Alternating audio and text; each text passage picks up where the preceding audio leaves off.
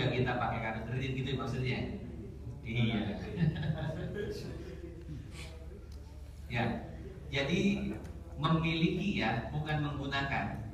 Memiliki dan menggunakan dalam arti karena emang terpaksa gitu. Oh iya.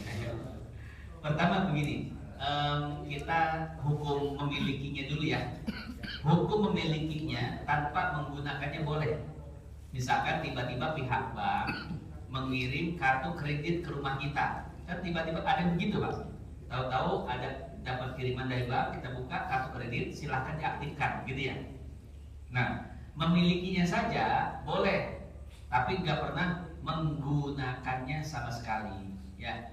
Entah motifnya apa dan lain sebagainya. Atau misalkan jaga-jaga aja, saya kayaknya harus punya kartu kredit, jaga-jaga takut ada apa-apa. Selama saya masih mampu, selama itu pula saya tidak akan menggunakan kartu kredit ini. Ya, maka untuk jaga-jaga saja boleh jadi masalah. Lalu bagaimana hukum menggunakannya? Hukum menggunakan kartu kredit, ya sama-sama kita tahu kartu kredit itu merupakan pinjaman yang berbunga. Ya, nah di dalam kaidah kaidah fikih disebutkan kullu qardin jarra naf'an fahuwa riba. Setiap hutang pinjam yang ada bunganya, yang ada tambahannya, maka itu adalah riba. Allah Subhanahu wa taala berfirman, "Wa ahallallahu al-bai'a wa harrama riba." Allah menghalalkan jual beli dan mengharamkan riba. Ya, jadi penggunaan kartu kredit itu haram karena mengandung unsur riba, kecuali dalam keadaan darurat. Ya. Contohnya apa darurat? Ya tadi misalkan kalau misalkan benar-benar ya di negara itu tidak bisa bertransaksi kecuali menggunakan kartu kredit, boleh, karena kalau nggak gitu nggak makan kita Pak. Ya. Atau contoh darurat lagi apa? Kalau di daerah kita contoh daruratnya perusahaan, ya, rumah sakit Medirosa itu Pak. Tahu Medirosa Pak ya, Tegal Gede yang dekat Nurul Huda. Itu rumah sakit yang setiap bulan rugi 500 juta. Setiap bulan Pak, rugi 500 juta. Kenapa? BPJS-nya nggak pernah dibayar sama pemerintah. Ya BPJS kan lagi macet Pak. Bukan cuma rumah sakit itu saja, hampir semua rumah sakit yang menerima BPJS ya bukan belum, mungkin ada sudah ada, tapi banyak yang belum menerima uang BPJS itu. Nah, kemudian pihak rumah sakit tanya, Pak Ustadz, ini kalau kita nggak pakai pinjaman bangkrut ini rumah sakit. Ya, sementara yang berobat di sini kan orang-orang nggak mampu dan lain sebagainya. Gimana? Saya boleh nggak minjam duit bank konvensional untuk mempertahankan rumah sakit? Saya bilang boleh, karena hukumnya sudah darurat. Ya, ini untuk kemaslahatan. Nah, jadi seperti itu ya. Misalkan perumahan, perusahaan bapak hampir bangkrut misalkan. Pak Ustadz, perusahaan saya hampir bangkrut, butuh dana ini. Kalau nggak minjem di bank konvensional, perusahaan saya bangkrut, nggak apa-apa, minjem Pak, karena dalam keadaan darurat. Sama orang yang rumahnya mau roboh, Pak Ustadz ini harus direnovasi, minjem ke sana sini nggak ada, yang syariah nggak bisa, bisanya di konvensional, ada bunganya, silahkan jadi masalah. Ya, renovasi rumah dengan meminjam ke bank konvensional atau ke rentenir misalkan, ya jadi masalah, itu darurat. Atau misalkan kontrakan bapak, Pak Ustadz usaha saya cuma kontrakan doang, ini kontrakan udah mau rubuh Pak Ustadz, saya nggak punya dana kecuali harus minjem ke bank konvensional, silakan, itu sudah darurat. Ada lagi yang bertanya, Pak Ustadz, saya mau bangun kontrakan, minjem di bank konvensional, nggak boleh, saya bilang. Beda renovasi kontrakan yang mau roboh sama bangun kontrakan dari awal. Nggak boleh kalau bangun dari awal ya, karena nggak darurat gitu ya. Nah, jadi seperti itu ya. Bedakan antara darurat dan tidak darurat. Jadi itu kuncinya ya. Kalau darurat maka boleh sesuai dengan kaidah al al mahdzura tubihul ad-darurat tubihul mahdzura. Keadaan darurat bisa menghalalkan sesuatu yang haram. Kurang lebih seperti itu. Kalau ini Ustaz, kalau asuransi kesehatan katanya haram Ustaz. Kayak asuransi kematian. Jadi misalnya dibayarnya cuma 100 juta, tapi nanti orang ini meninggal dapatnya 1 miliar atau 2 miliar gitu.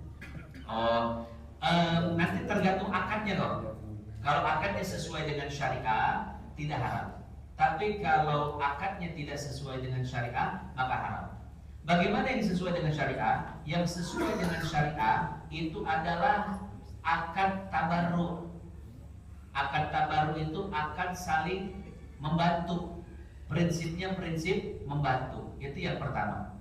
Yang kedua, premi yang dikumpulkan oleh perusahaan nanti akan diinvestasikan pada usaha-usaha tertentu. Nanti keuntungan dari investasi tersebut dibagi kepada peserta asuransi tersebut, ya, dengan ketentuan-ketentuan dari perusahaan. Jadi dilihat dulu akadnya. Kalau akadnya sesuai dengan syariat maka diperbolehkan. Kalau tidak sesuai dengan syariat maka tidak boleh. Dari mana kita tahu sesuai dengan syariat? Ada labelnya. Kalau asuransinya sudah berlabel syariah, insya Allah halal. Kenapa? Karena label syariah itu di bawah pantauan DSN MUI, Dewan Syariah Nasional Majelis Ulama Indonesia. Jadi yang namanya bank syariah, kemudian pegadaian syariah, yang ada label syariahnya itu sudah dapat izin dari MUI, Majelis Ulama Indonesia, dan itu ada tim-tim khususnya untuk memantau. Kalau seandainya tidak sesuai dengan syariah, nanti akan dikeluarkan dari syariah, dari label syariah itu, ya. Jadi kalau yang sudah ada syariahnya itu berada di bawah pantauan DSN MUI, insya Allah aman. Tapi kalau yang tidak ada label syariahnya, nah tidak bisa juga kita langsung mencap ini haram. Tergantung bagaimana akadnya, ya. Kalau akadnya tetap sesuai syariah walaupun konvensional, tapi akadnya sesuai syariah maka boleh. Tapi kalau tidak sesuai syariah maka tidak boleh. Cuman kalau untuk cari amannya maka kita cari yang sudah berlabel syariah. Minimal gini Pak, kalau yang sudah berlabel syariah itu minimal sudah ada penanggung jawabnya di akhirat. Jadi kalau kita ditanya sama Allah di akhirat, kenapa kamu ikut asuransi kesehatan? Udah ada label syariahnya ya Rob. Siapa yang tanggung jawab? MUI. Nanti MUI-nya dipanggil sama Allah. Ya kita mah tenang-tenang aja. Udah ada yang tanggung jawab. Minimal begitu Pak. Kalau kita mengikuti fatwa MUI, fatwa ulama, minimal ada yang tanggung jawab nanti di akhirat. Kurang lebih seperti itu. Wallahu a'lam bishawab. Ustaz. Ya, silakan. Assalamualaikum warahmatullahi wabarakatuh. Waalaikumsalam warahmatullahi. Tentang kemurtadan. Orang yang sudah murtad, sudah keluar dari Islam, selang berapa hari lagi, apa seminggu 2 minggu balik lagi ke Islam, itu bagaimana hukum? Udah keluar Islam, belum sebulan balik lagi ke Islam. Iya. Orang yang murtad kemudian kembali lagi ke Islam, gitu ya. Mau kurang dari sebulan, mau 1 tahun, itu gak ada batasnya. Intinya kalau dia kembali ke Islam maka keislamannya diterima, ya. Akhirnya murtad lagi, berarti hukumnya murtad lagi. Kembali ke Islam diterima lagi, begitu seterusnya, ya. Itu secara zahir, karena fikih itu prinsipnya adalah menghukumi hukum zahir. Nahnu nahkumu bil zawahir wallahu yatawalla as-sarair. Jadi ketika dia ingin masuk Islam, dia itu syahadatkan. Ketika keluar murtad itu urusan dia. Pengen Islam lagi, syahadatkan lagi, jangan ditolak. Pengen keluar itu terserah dia. Nah, itu secara zahir seperti itu kita menghukuminya. Nah, urusan batinnya itu diterima atau tidaknya Islamnya dia oleh Allah, itu urusan dia dengan Allah. Ya, kalau dia pura-pura masuk Islamnya ya sudah, berarti nanti Allah tidak terima Islamnya. Kalau sungguh-sungguh ya sudah, nanti Allah terima iman Islamnya. Nah, jadi seperti itu ya. Jadi kita menghukumi secara lahirnya saja, zahirnya saja. Batinnya itu urusan Allah. Perlu diancam Pak Ustaz? Contohnya gimana? Ya enggak, maksudnya dia masuk Islam lagi. Ini benar-benar lain gitu. Iya. Bolehlah ditanya seperti itu. Kamu benar-benar atau main-main? Jangan main-main. Ya, bolehlah diintimidasi dikit ya. Tapi jangan sampai ditolak ya. Intimidasi dikit gak apa-apa lah. Ya, diwanti-wanti. Nah, tapi ditolak jangan. Udah sini syahadat gak apa-apa. Nah, syahadat kan. Kurang lebih seperti itu. Wallahu a'lam. Baiklah, Bapak Ibu sekalian yang dimuliakan Allah. Ya, silakan. Tanya. Iya. Gak bisa waktu. Bismillahirrahmanirrahim. Terima kasih atas waktu tanya jawabnya. Saya mau mohon pencerahan, mungkin awam bagi saya. Ada sedikit pertanyaan agak melenceng dari hal yang tadi dikaji. Bisa bertanya terkait masalah Syiah. Apakah Syiah itu termasuk bagian dari Islam? Yang kedua, apakah Syiah itu mengajarkan yang sesat? Yang ketiga, bagaimana sikap kita apabila bertemu dengan mereka, cara bergaul kita apa? Mungkin itu saja. Terima kasih. Ya. Waalaikumsalam warahmatullahi wabarakatuh.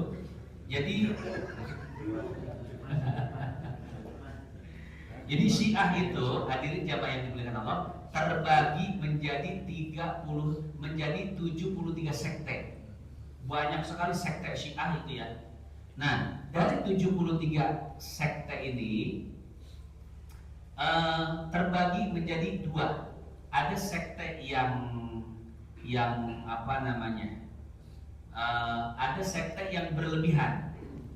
Artinya berlebihan itu mereka menganggap hanya Syiah saja yang benar, di luar Syiah kafir semuanya. Ya, ini namanya Syiah ekstrim, Syiah bulat. Mereka itu akidahnya adalah mengatakan bahwa yang seharusnya jadi nabi itu bukan Muhammad, tapi Ali bin Abi Thalib. Jibril salah ngasih wahyu. Jibril salah alamat ngasih wahyu. Nah, ini Syiah yang ekstrim ya, Syiah yang menuhankan Ali bin Abi Thalib. Nah, ada yang seperti itu. Tentu ini Syiah yang sudah kafir, itu di luar Islam. Nah, ada level ekstrimnya lebih bawah sedikit. Mereka itu mengatakan bahwa Muhammad memang Shallallahu Alaihi Wasallam, Muhammad itu nabi, ya. Tapi yang berhak menjadi khalifah setelah Muhammad wafat adalah Ali bin Abi Thalib. Abu Bakar, Umar, Utsman itu merebut tali khilafah dari Ali bin Abi Thalib. Dan mereka mengkafirkan Abu Bakar, Umar, Utsman kafir. Selain beberapa orang seperti Ali, Salman dan lain sebagainya itu muslim, selain mereka kafir. Nah, ini Syiah yang ekstrim juga nih, ya, Syiah ekstrim. Itu tidak boleh. Nah, ada Syiah yang moderat. Syiah moderat itu Syiah yang mengatakan bahwa Nabi Muhammad adalah seorang nabi. Kemudian Abu Bakar, Umar, Utsman, Ali semuanya khalifah, pengganti Rasulullah SAW. Cuma dari khalifah yang 4 paling afdol adalah Ali. Jadi cuma mengatakan lebih afdol saja ya. Kalau ahli sunnah kan mengatakan paling afdol sesuai urutan, Abu Bakar, Umar, Utsman, Ali. Nah, tapi Syiah yang moderat ini mengatakan bahwa semuanya diakui sebagai khalifah Rasul, tapi yang paling afdol Ali. Nah, inilah yang disebut dengan Syiah Zaidiyah. Jadi ada Syiah yang ajarannya itu dekat dengan Ahlus Sunnah wal Jamaah dan bisa berbaur dengan kita, bergabung dengan kita. Itu namanya Syiah Zaidiyah. Di mana Syiah Zaidiyah? Syiah Zaidiyah itu sekarang ada di Yaman Utara. Saya pernah ke Yaman Utara dan ngobrol sama orang-orang sana. Kata orang sana, di sini Ahlus Sunnah wal Jamaah dan Syiah Zaidiyah hidup bareng, ya. Mereka itu sholat di satu masjid, Jumatan bareng, kemudian saling menikahkan anak mereka dengan anak yang lainnya. Nah, jadi Syiah tidak semuanya sesat, ya. Tidak semuanya sesat, tapi ada Syiah yang memang ajarannya itu dekat dengan Ahlus Sunnah wal Jamaah. Nah, kurang lebih seperti itu, ya. Wallahu a'lam bishawab.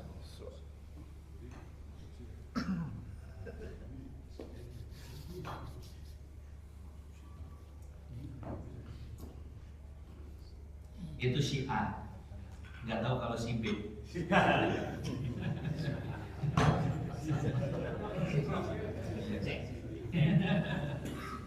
B lagi pulang kampung. Nolak. Padahal kita pengen nolak, tapi akhirnya usaha kita yang diganggu sampai akhirnya timbullah bahasa pajak segala macam gitu ya kan. Yang kedua juga kan timbullah audit. Nah ini terkadang di perusahaan-perusahaan ini kita pribadi misalkan mau menghilangkan riba, tapi sementara di pajak sendiri kalau perusahaan itu tidak punya utang, perusahaan itu jelek dan diwajibkan sama pajak diminta harus punya utang. Nah, bagaimana caranya mengatasi hal ini? Sementara kan perusahaan nggak boleh tutup juga kan? Jadi bagaimana cara menghadapi case seperti itu? Karena kita diwajibkan kalau di negara itu pendapatan besar, kamu nggak punya utang, berarti kamu nanti dananya dari mana? Nah, bisa ke aset-aset kita tuh nantinya gitu. Oh iya. Ini kan kalau pajak, apalagi sekarang ada Kortek ya. Nah, Kortek ini kan semua perpajakan. Semua masyarakat diwajibkan juga punya NPWP. Setiap transaksi harus pakai NPWP. Iya. Nah, ini kita kan di negara udah susah nih. Nah, jadi bagaimana kita melepaskan hal itu? Ya, diikuti aja alur mainnya, Pak. Berarti tetap utang aja kan? Iya, nggak apa-apa. Itu masuk dalam kategori darurat. Karena kalau tidak seperti itu mati perusahaan, Pak. Betul, bisa mati. Ya, maka ikuti saja alur main dari pemerintah. Itu sudah masuk dalam ranah darurat. Atau kalau Bapak punya siasat lain, bisa mungkin ya siasat itu lainnya. Ya, makanya dalam hadis riwayat Abu Daud itu seperti ini, Pak. Di akhir zaman nanti tidak ada satu orang pun yang bisa lepas dari riba, tidak ada. Ya, orang yang bisa lepas dari riba pun minimal dia terkena debunya. Ya, jadi kita memang sudah berada di fase seperti itu. Fase yang 1400 tahun yang lalu disebutkan oleh Nabi, di akhir zaman semua orang pasti nggak bisa lepas dari riba, walaupun mereka pengen lepas. Kalaupun mereka lepas, minimal kena debunya. Kenapa seperti itu? Karena tadi kembali ke peraturan negaranya, kembali ke peraturan internasionalnya. Sekarang kan sudah dikuasai oleh kapitalis, Pak ya. Kapitalis itu salah satu senjatanya riba, Pak. Ya, untuk menguasai satu negara, mereka itu akan memberikan pinjaman dan bunga yang besar. Negara bangkrut tidak bisa membayar, makanya dikuasai oleh mereka. Itu cara kapitalis untuk untuk menguasai sebuah negara. Nah, negara kita di Indonesia ya seperti itu juga, ya. Nah, maka ini sudah masuk dalam keadaan darurat. Ikuti alur mainnya, ya, nggak apa-apa, darurat. Yang penting di samping itu kita menutupi kesalahan-kesalahan kita yang darurat itu mungkin dengan sedekah, berbagi pada anak yatim, fakir miskin, ya, kurang lebih seperti itu. Wallahu a'lam bishawab. Ya, sama-sama.